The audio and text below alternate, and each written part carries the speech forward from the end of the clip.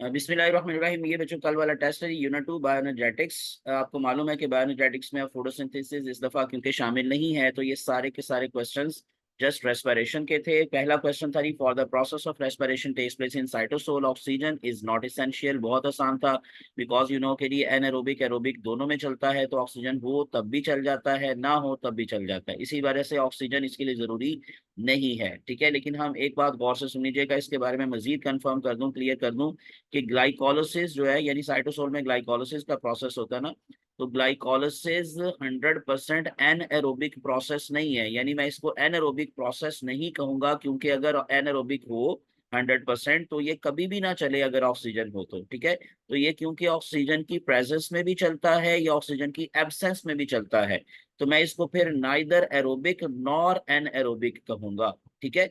यानी कि मैं इसको दोनों में कॉमन स्टेप जरूर कहूंगा, बट ऑक्सीजन इसके लिए जरूरी नहीं है। नंबर 2 पर आ जाते हैं।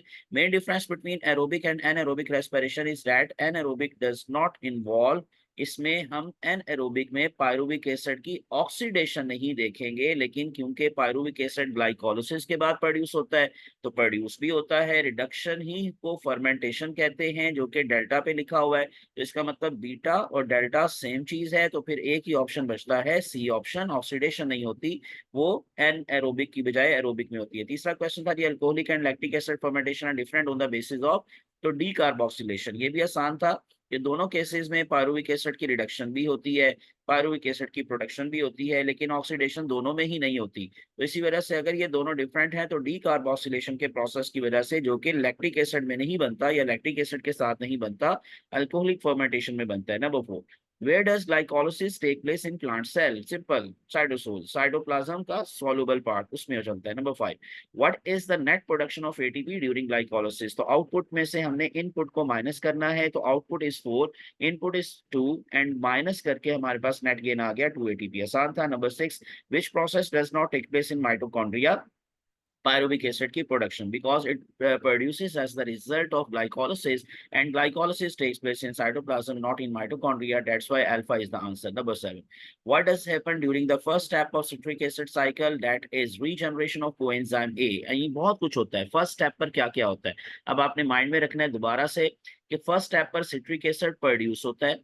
नंबर 2, वाटर की एडिशन होती है, यानी कि हाइड्रेशन का प्रोसेस होता है। और नंबर 3, ये कोएंजाइम ए रीजनरेट करके दोबारा से एसिटिक एसिड के साथ मिलकर उसको एसिटाइल को ए बनाता है। तो रीजनरेट होता है जी कोएंजाइम ए। बाकी जो लिखा हुआ है डिहाइड्रेशन, वो नहीं होती, हाइड्रेशन होती है। डीकार्बोक्सिलेशन पहले स्टेप पर नहीं होती, और उसके साथ साथ प्रोडक्शन नहीं होती, वाटर मॉलिक्यूल्स ऐड हो रहा होता है। नंबर 8, सिंथेसिस ऑफ फ्यूमारेट, जिसको हम फ्यूमेरिक एसिड भी बोलते हैं, during Krebs cycle involves FAD mediated oxidation. जब फ्यूमारेट बनेगा कहाँ से? सक्सिनिक एसिड से, तो एफएडी की रिडक्शन हो जाएगी और वो एफएडीएच2 में चेंज हो जाएगा, और जो सक्सिनिक एसिड होगा उसकी ऑक्सीडेशन क्योंकि हो जाएगी, तो ये ऑक्सीडेशन का बायस एफएडी बनेगा। तो डेट्स वाई इसको बोलेंगे एफएडी मीडिएटेड ऑक्सीडेशन। अब याद रखने वाली बातों में से अगेन सुन लें, क्रेब्स साइकिल में 4 दफा ऑक्सीडेशन होती है, उनमें से 3 टाइम्स होती है एनएडी मीडिएटेड और 1 टाइम होती है एफएडी मीडिएटेड। दैट्स वाई ज्यादा इंपॉर्टेंट स्टेप होता है एफएडी याद करने के हवाले से, क्योंकि आपको स्टेप याद रहना चाहिए कि जहां एफएडी मीडिएटेड ऑक्सीडेशन होती है। Number 9, how many times oxidation take place during type cycle? बता दिया मैंने अभी, ये मैंने आपके साथ डिस्कस की बात के 4 times. Number 10, ATP produce during trap cycle, इसको मैंने बार बार पूछा भी, बताया भी, क्योंकि ये बड़ा इंपॉर्टेंट पॉइंट है। सबस्ट्रेट लेवल फॉस्फोराइलेशन, क्योंकि जब तक एंड प्रोडक्ट नहीं बन जाएगी हम उसको सबस्ट्रेट लेवल ही कहते रहेंगे। तो इलेक्ट्रॉन ट्रांसपोर्ट चेन क्योंकि लास्ट स्टेप है, वहां ऑक्सीडेटिव फॉस्फोराइलेशन होगी, उससे पहले तक आपकी सारी की सारी सबस्ट्रेट लेवल होगी, चाहे ऑक्सीजन है चाहे ऑक्सीजन नहीं है। Number 11, how many direct ATPs are produce during one Kreb cycle? एक क्रेब साइकिल में एक एटीपी डायरेक्टली बनता है, बाकी एनएडीएच बन रहे होते हैं, और उनसे आगे जाके इलेक्ट्रॉन ट्रांसपोर्ट चेन में एटीपी बनता है। Answer is 1। Number 12, one molecule of NADPH2 during respiratory chain can generate one molecule of water. ठीक है, जब एक मॉलिक्यूल NADPH का प्रोड्यूस अपनी रेस्पिरेटरी चेन के अंदर अपने इलेक्ट्रॉन्स को आगे लेके जाएगा, तो इसमें ना आप लोगों को अगेन कंफ्यूज करने के लिए एटीपी लिख कर दिया गया, ऑक्सीजन लिख कर दिया गया, ताकि ऑल ऑफ दीज की तरफ आप लोग जाएं, जबकि आपको मालूम है कि वन मॉलिक्यूल मैं अगर कह रहा हूं तो वाटर है। ठीक है, एटीपी कितने बनते हैं उस वक्त? 3। तो 3 अगर लिखा होता तो फिर एटीपी आंसर होता। और ऑक्सीजन ना तो प्रोड्यूस होती है उस वक्त, ना जनरेट होती है, बल्कि क्या होती है, उसकी रिडक्शन होती है। ये टर्मिनेटर के तौर पर इलेक्ट्रॉन एक्सेप्टर होता है। तो ऑल ऑफ दीज आंसर नहीं हो सकता। Charlie answer is the water one, यानी कि one water molecule. 30 one molecule of FADH2 during respiratory. जी बच्चे क्या पूछना है? सर ये 11 वाले में मुझे कंफ्यूजन है। हम लोगों ने तो 11। पढ़ा था कि क्रेब्स साइकिल दो दफा परफॉर्म होता है, तो अरे मैं फिर बताता एटीपी हूँ, को दोबारा से टू देखो। टू नहीं करेंगे? नहीं नहीं, दोबारा पूछो क्या पूछ रहे हो।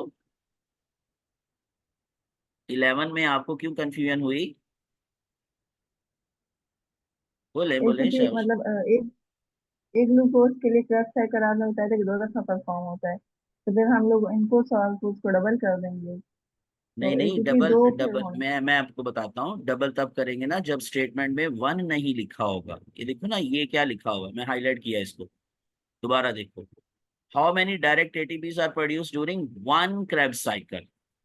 एक क्रैब साइकिल में तो एक ही एटीपी बनेगा, ठीक है। दूसरा एटीपी दूसरे क्रैब साइकिल में बनेगा। मैंने कहा था चीजें डबल करनी है, लेकिन डबल कब करनी है, जब क्रैब साइकिल दो माइंड में रखने हैं। यानी वन पायरुविक एसिड एक क्रैब साइकिल चलाता है, दूसरा पायरुविक एसिड दूसरा क्रैब साइकिल चलाता है। यानी total ATPs during crab cycles, जब साइकिल्स कहा जाएगा तो देन टू आंसर होगा, ठीक है। इसी तरह से NADH कितने प्रोड्यूस होते हैं एक क्रैब साइकिल में? 3, दो के मिलाकर 6। कितने FADH2 प्रोड्यूस होते हैं एक क्रैब साइकिल में? 1, दो के मिलाकर 2, ठीक है। तो आपने स्टेटमेंट में वन को इंपॉर्टेंस देनी है ना, वन क्रैब साइकिल। अब कंफ्यूजन दूर हुई कि नहीं हुई अभी भी?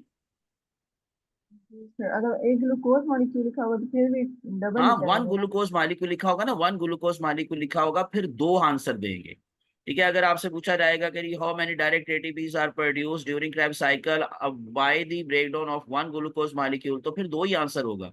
क्योंकि उस वक्त तो हम ग्लूकोज को माइंड में रखते आगे चल रहे होंगे ना, फिर दो क्रेब साइकिल हमने माइंड में रखने होंगे। बट आपको यहाँ पर ग्लूकोज का तो मेंशन ही नहीं किया गया ना, आपको सिर्फ एक क्रेब साइकिल का पूछा गया है। वन क्रेब साइकिल की एक एटीपी प्रोडक्ट है, ठीक है। टू नहीं आंसर है, इसका आंसर वन होगा। क्लियर? हम चले आगे। Yes sir, thank you. चले ठीक है जी। नंबर 14 हमने बात की कर ली है जी, बल्कि करनी है, हम दोबारा से देख लेते हैं।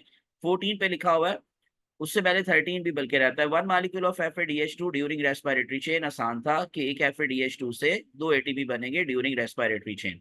14 पर आ जाते हैं जी। Which product of Kreb cycle is not used in electron transport chain. So कौन सी चीज यूज नहीं होती? एटीपी डेफिनेटली यूज नहीं होता ना। So which product of Kreb cycle is not use? तो एटीपी तो प्रोड्यूस होता है, NADH भी यूज होता है, FADH2 भी यूज होता है, तो सिर्फ कौन यूज नहीं होता? एटीपी यूज नहीं होता। 15 एटीपी सिंथेज एंजाइम का नेम है in respiratory chain is embedded in. तो ये इनर मेम्ब्रेन ऑफ माइटोकॉन्ड्रिया में एम्बेडेड होता है। एक जो और चीज इसके बारे में याद रखनी है, एटीपी सिंथेज हम क्लोरोप्लास्ट में तो एटीपी सिंथेज ही बोलते हैं। माइटोकॉन्ड्रिया में एटीपी सिंथेज की जगह पर अगर कोई और वर्ड यूज करना है तो F1 पार्टिकल्स, आपने सुना हुआ है F1 पार्टिकल्स के बारे में। So they are embedded in the inner membrane of mitochondria, और यही एटीपी सिंथेज का रोल प्ले करते हैं इन माइटोकॉन्ड्रिया। तो डेट्स वाई ये भी याद रख लें। और एक और वर्ड, एलिमेंट्री पार्टिकल्स, यानी F1 पार्टिकल्स को हम और क्या कहते हैं? Elementary particles. नंबर 4, चौथा भी नाम याद रखना है। आप देखें, चार नाम याद रखने हैं, कहीं आगे शायद ऑप्शन में भी ऐसी कोई चीज हो। यानी F1 particle, ATP synthase, elementary particle, और फोर्थ नेम ऑक्सीसोम्स। ऑक्सीसोम्स, ठीक है। तो ये चारों नेम्स हम F1 पार्टिकल के लिए यूज करते हैं। चलते हैं नहीं, हम आगे चलते हैं। Number 16 in primitive cells and in some eukaryotic cells such as yeast pyruvic acid is broken down to. ये बुक की लाइन भी है, बुक की लाइन को भी आपने माइंड में रखना है। Primitive cells and in some eukaryotic cells, जैसे कि यीस्ट है तो उसके अंदर पायरुविक एसिड की ब्रेकडाउन के रिजल्ट में दोनों चीजें बनेगी। इन अदर वर्ड्स हम अल्कोहलिक फर्मेंटेशन की बात कर रहे हैं। तो दूसरे वर्ड्स में यीस्ट क्या शो करती है अपनी एनारोबिक रेस्पिरेशन में? Alcoholic fermentation. और कुछ प्रिमिटिव सेल्स भी यही शो करते हैं। हाँ, बैक्टीरिया के बारे में बात पूछी जाए तो bacteria lactic acid fermentation show करता है। तो आप लोगों को इसका आंसर देना था अल्फा एंड बीटा बोथ, यानी कि alcohol plus carbon dioxide. 17 lactic acid fermentation fermentation occurs in skeletal muscles. हमारी बॉडी के अंदर लैक्टिक एसिड प्रोड्यूस होता है मसल सेल्स के अंदर। सो ये जो मेरिस्टेमेटिक टिश्यू लिखा हुआ है ये प्लांट सेल्स की बात हो रही है, जाइलम टिश्यू भी प्लांट सेल्स की बात हो रही है, एपिडर्मल टिश्यूज, ये सारे कंफ्यूज करने के लिए आपको ऑप्शंस दिए गए हैं। और आपका आंसर बड़ा सिंपल सा होगा, अगर आप लोगों ने याद भी किया हुआ है, रट्टा भी लगाया हुआ है, कॉन्सेप्ट्स भी क्लियर है, तो बायो बहुत आसान है। तो बेटा option is the answer skeletal muscles. 18 what substance is regenerated bye fermentation. Regenerated का मतलब कि फर्मेंटेशन के रिजल्ट में जो चीजें प्रोड्यूस हुई। अब देखिए फर्मेंटेशन के रिजल्ट में अल्कोहल प्रोड्यूस हो सकती है, कार्बन डाइऑक्साइड प्रोड्यूस हो सकती है, बट वो रीजनरेट नहीं होते, वो प्रोड्यूस होते हैं। रीजनरेट वो होता है जो पहले भी था, यूज हुआ, फिर बनेगा।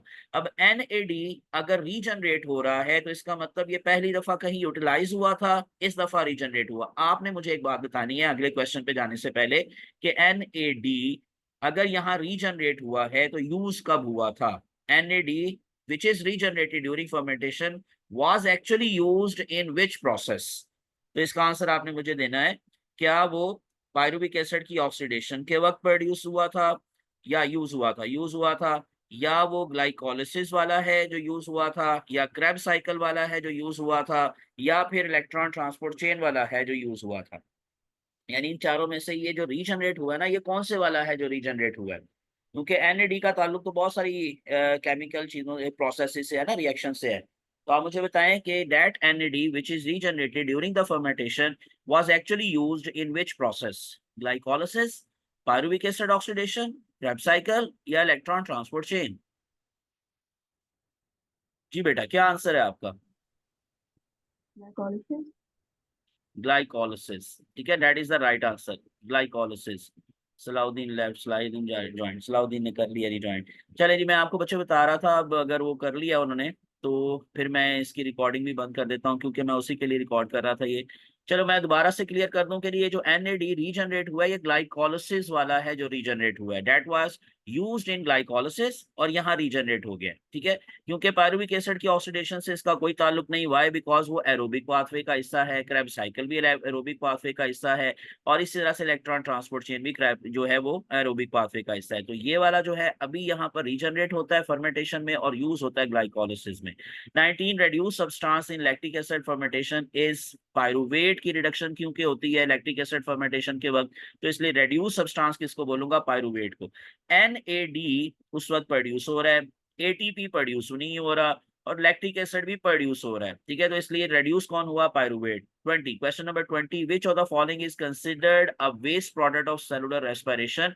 तो इसका आंसर क्या है जी, कार्बन डाइऑक्साइड। यानी कि हम सेलुलर रेस्पिरेशन की वेस्ट प्रोडक्ट किसको कहेंगे, एक होती है फाइनल प्रोडक्ट, एंड प्रोडक्ट, एक होती है प्राइमरी प्रोडक्ट भी समटाइम हम वर्ड बोलते हैं, एक होता है एंड प्रोडक्ट, एक प्राइमरी प्रोडक्ट, फाइनल प्रोडक्ट, और एक होता है बाई प्रोडक्ट। बाई प्रोडक्ट कौन सी चीज होती है जो दूसरे यूज करें। अब ये जो कार्बन डाइऑक्साइड है यहाँ पर एज अ वेस्ट प्रोडक्ट है, तो इसलिए हम इसका आंसर यही लेंगे। बाकी ATP, ऑक्सीजन, ग्लूकोज वगैरह ये प्रोडक्शन में आ सकते हैं, मेन प्रोडक्ट्स में आ सकते हैं। उसके बाद हम चलते हैं जी आगे, नेक्स्ट वन।